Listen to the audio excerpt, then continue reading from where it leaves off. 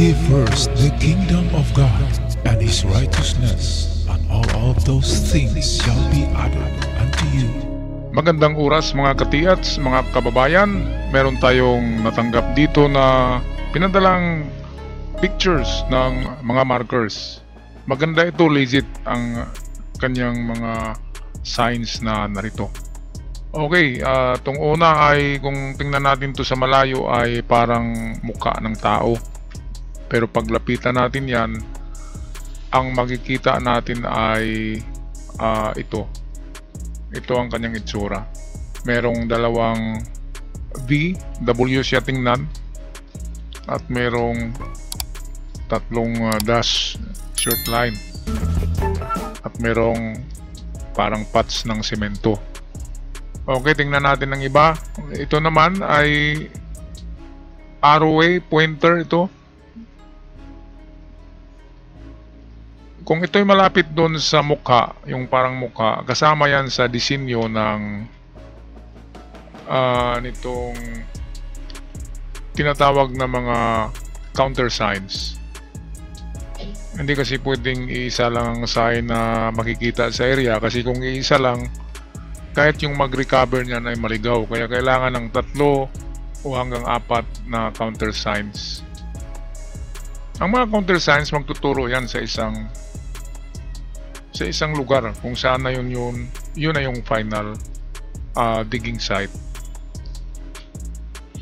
Okay, so dito muna tayo sa very common na sign. Ito, lakihan natin, no? Ayan. So makita natin dito ay merong naka-engrave na letter C. So yan, nagsasabi yan na merong bato na merong nakabaon sa unahan niya. Ito, malayo-layo yung kanyang dot.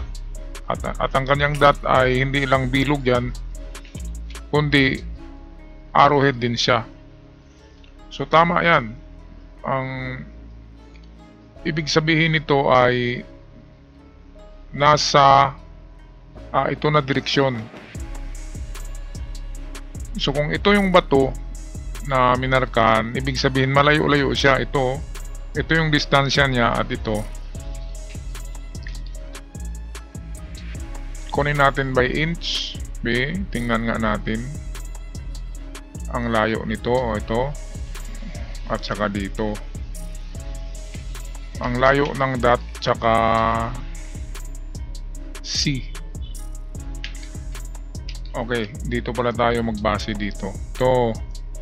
So ilang inches ba yan? Pagbasihan natin ang mga dahon dito. Itong kawayan. So ito'y sa tingin ko 5 inch ito. So kung idikit natin yan dito ay magiging halos 12 inch. Ito ang layo. So inches to meters is equal 12 meters. So ito ang puntahan natin. Sa likod yata ito ng kawayan. Ayan o, kasi kung ito kasi ang kunin natin, itong gitna ng C. So dito tayo punta to.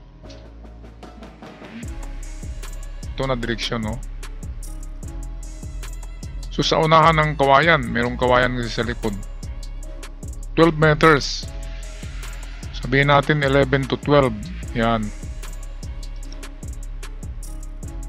11 to 12 meters. Test dig kayo dyan.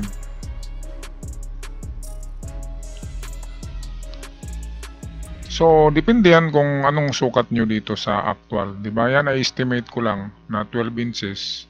Pero kung 10 inches lang ito, itong distance na ito, kung yan ay 10, dyan kayo sa 10, 11, 12. Magbigay kayo ng allowance na tig 1 metro sa left and right ng sentro. So, kung halimbawa ito yung 10, so, pwedeng sa 9 ka or pwedeng sa 11. Ang adjustment yan. So, pwedeng maghukay sa gilid ng unang hukay or lakihan nyo na lang mismo itong hukay para masama yung 3 meters. 3 meters lahat yan na na distansya. Ang hukay yan ha. Okay, napakagandang marker ang C kasi yan ay mga giveaway. Marami ang nakakuha niyan. Ito naman ay counter sign lang ito. Nagtuturo pa rin siya. So kung ano man tinuro nito, kung malapit man doon sa C, malapit siya sa C na may ganyan na bato, well, doon talaga ang eksaktong digging spot. Dito naman tayo sa mukha. Itong mukha, kung tingnan mukha, ano siya sa dito na banda. Nakatingin kung mukha yan, pero atin yan tingnan in close up mamaya. So dito siya. So dalawang D is 10 yan, 10. So 10 meters. 10 meters papunta rito. Or kung yan man ay nakaturo papunta roon, ito ang sundan natin, itong direksyon ng arrowhead. Okay. So tingnan natin ang close up. Ito. Close up natin to.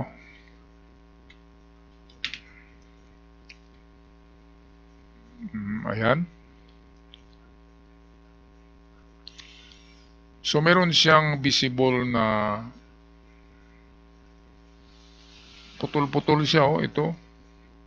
Pero dito, ito ay connected. Ito rin nakaganyan.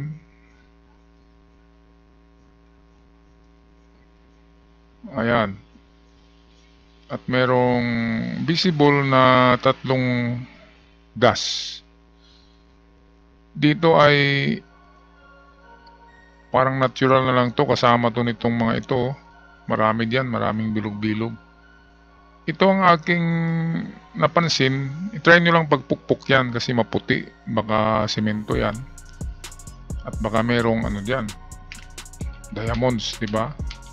Ang mga diamonds ay nilalagay lang yan sa sa mga butas ng bato, tapos pinapatch. Kaya walang mawawala kung pukpukin nyo ng maso yung kulay puti diyan sa dulo. Okay, so ito na tayo. Kung tingnan siya sa malayo ay W. Pero kung lapitan natin, dalawang V. Ganyan siya, di ba? Yan. So parehong kahit pala ang itsura ng bato, kahit itsura ng bato ay ganun din. So wala na tayong puntahan pa kundi ito na direksyon. Ito. I-sight nyo lang ang gilid niyan. Dito kayo titingin kung saan naka-point talaga yung dalawang arrow na yan.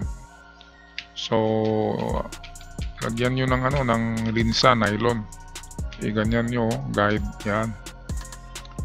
And then dahil 5 plus 5, 10, kaya pumunta tayo sa 10 meters or 10 yards. Ganyan. Pwede ring 10 hakbang. So merong ayan, 10. So pagdating sa 10, lakihan lang ang test dig, lakihan ang diametro ng butas. Gawing 3 by 3 meters. Yan para pwedeng tamaan talaga ang item. So maganda ito. Ayan, lalo na doon sa unahan sa 10 meters kapag may bato doon. Example, ito yung bato na yun. Saan na ba yung arrowhead?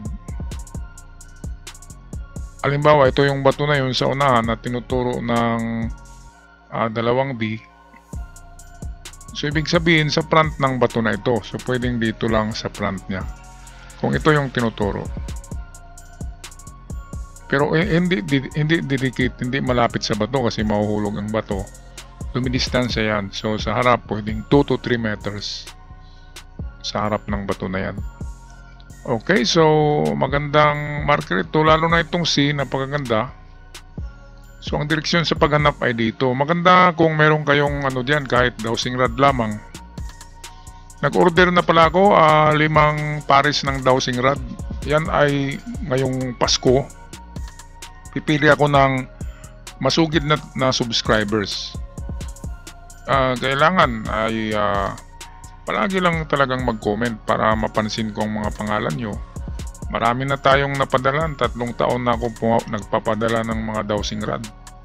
In every 3 months, so sa bawat taon, merong 3 beses akong namimigay ng dowsing rod tig 5. So ibig sabihin, 15 katao ang makatanggap sa isang taon. Okay na yan kasi maliit pa kasi ang ating subscribers. Sana ay aabot sana itong subscribers ng 500,000 man lang. Pwede na tayo dyan sa malalaking gantimpala katulad ng mga metal detector. Ako noon, nagbigay ako ng 2 metal detector noon. Sacrifice ko ang mga gamit ko para lang lalaki ang subscribers natin. Ngayon, mahina talaga itong ating channel. Mahinang mahina. Mas malakas pa yung ibang channel ko. Itong channel na to ay nakakatulong Nakakatulong tayo kasi hindi lang tayo nag-parcel analyze. Minsan bumibisita tayo kapag malapit lang ng mga lugar. Tumutulong tayo. Kaya maganda sana may suporta ang channel na ito. Pero alam ko naman kung sino ang mga loyalist sa channel na ito. Nakikita ko kayo mga katiyats. Okay, so hanggang dito na lamang ako. Ako'y magpaalam na. Maraming salamat. God bless us all.